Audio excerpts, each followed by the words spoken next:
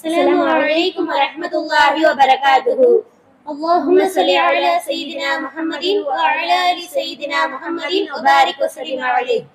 نحمده ونصلي على رسوله الكريم. أما بعد. باب ما جاء في خلق رسول الله صلى الله عليه وسلم. அல்லாஹ்வின் தூதர் நபி ஸல்லல்லாஹு அலைஹி வஸல்லம் அவர்களின் உருவ அமைப்பு குறித்த ஹதீஸ்கள். முதல் பாகத்தில் 4வது ஹதீஸ். حدثنا محمود بن غيلان قال حدثنا وقيع قال حدثنا سفيان عن أبي إسحاق عن البراء بن عازب قال ما رأيت من ذي ذمة في حلة حمراء أحسن من رسول الله صلى الله عليه وسلم. பராவு இப்னு ஹாசிப் ரலியல்லாஹு அன்ஹு அவர்கள் அறிவிப்பதாவது, சிவப்பு நிற ஆடைகள் அணிந்த நிலையில் தோள்கள் வரை தலைமுடி கொண்ட எவரையும் அல்லாஹ்வின் தூதர் நபி ஸல்லல்லாஹு அலைஹி வஸல்லம் அவர்களை விட பேரழகராக நான் கண்டதில்லை. லஹு ஷஅரு யضربு மன்கிபைஹி பஅது மா பைனல் மன்கிபைன் லம் யகுன் பில் கஸ்ரி வலா பித் தவீல்.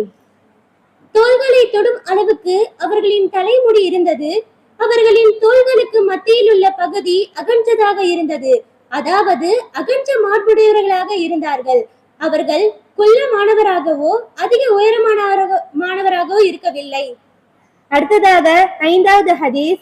حدثنا محمود بن إسماعيل قال حدثنا أبو نعيم قال حدثنا مسعود عن عثمان بن مسلم بن هرمز عن نافع بن خبير بن مطعم عن علي بن أبي طالب قال لم يكن النبي صلى الله عليه وسلم بالطويل ولا بالقصير. அலி இப்னு அபூ தாலிப் ரலியல்லாஹு அன்ஹு அவர்கள் அறிவிப்பதாவது, நபி ஸல்லல்லாஹு அலைஹி வஸல்லம் அவர்கள் அதிக உயரமானவராகவோ மிகவும் குள்ளமானவராகவோ இருக்கவில்லை. ஷஸ்னுல் கஃபைன் வல் கதமைன் லஹம் ரஅசி லஹம் கராதீஸ் தவீலுல் மஸ்ரூபா. அவர்களின் கைகளும் கால்களும் சதைப்பற்றுள்ளவையாக இருந்தன. அவர்களின் தலை பெரியதாக இருந்தது. அவர்களின் உடல் உறுப்புகளின் எலும்பு மூட்டிகள் பெரியதாக இருந்தன. இதா மஷா தகஃபஅன் தகஃபுவன் கஅன்னமா யன்ஹது மின் சபீபின் லம் அரா கபலஹு வலா பஅதுஹு மிஸ்லஹு ஸல்லல்லாஹு அலைஹி வஸல்லம். அவர்களின் நெஞ்சில் இருந்து தொப்புள் வரை நீண்ட மெலிதான முடிகள் இருந்தன. அவர்கள் நடந்து சென்றால் உயர்வான இடத்தில் இருந்து தாழ்வான பகுதிக்கு இறங்கி செல்வதை போன்று முன்பக்கமாக குனிந்து செல்வார்கள். அவர்களின் மரணத்திற்கு முன்போ மரணித்த பிறகோ அவர்களை போன்ற யாரையும் நான் பார்த்ததில்லை.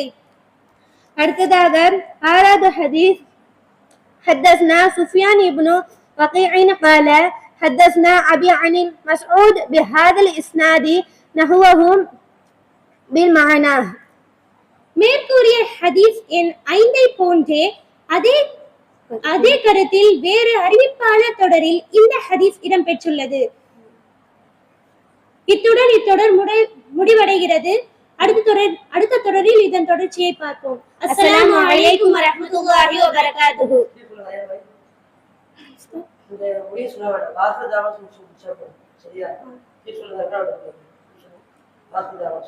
وآخر دعوانا أن الحمد لله رب العالمين.